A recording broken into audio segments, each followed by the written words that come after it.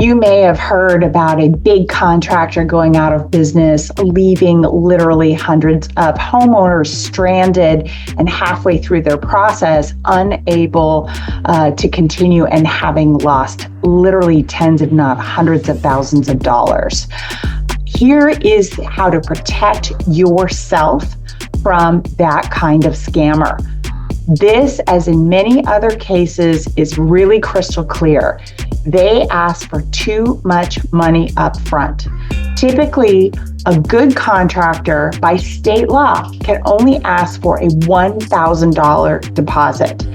And that's enough to get you started. Then you're going to see requests for funds in a very specific time frame. And we as lenders require this, but we also see it in practice even for those who are paying cash. So when you start designs, for example, you're going to have them request bits of money over time. Oh, we need $1,500 for the surveyor. Oh, we need $3,000 for the engineer. Oh, we need whatever.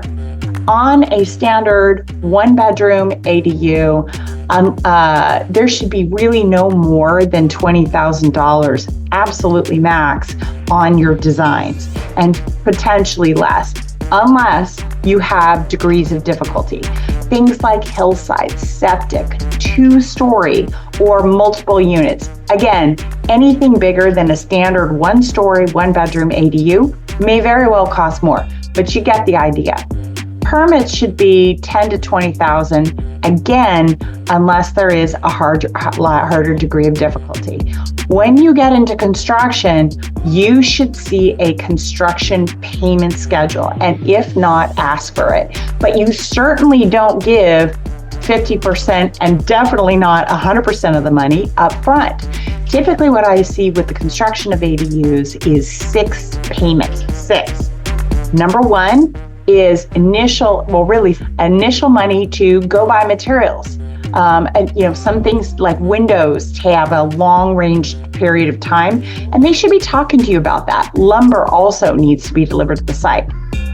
So usually with banks, we separate out half the materials costs from the labor costs. It's usually about 1/4 of the payment to go buy materials, often less. So if you have a $200,000 project, you should I typically see $25,000, maybe $40,000 spent on materials.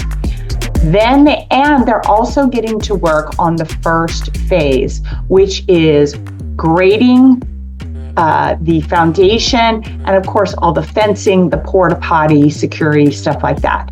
So when they're done with grading and foundation, then they're going to need another payment. And you can start to see how this goes out over time. Then you're going to have framing, and then they're going to want payment to pay off their carpenters.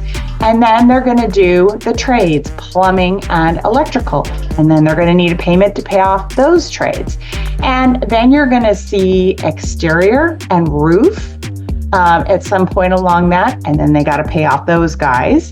And then finally, you see cabinetry, finishes, and so on.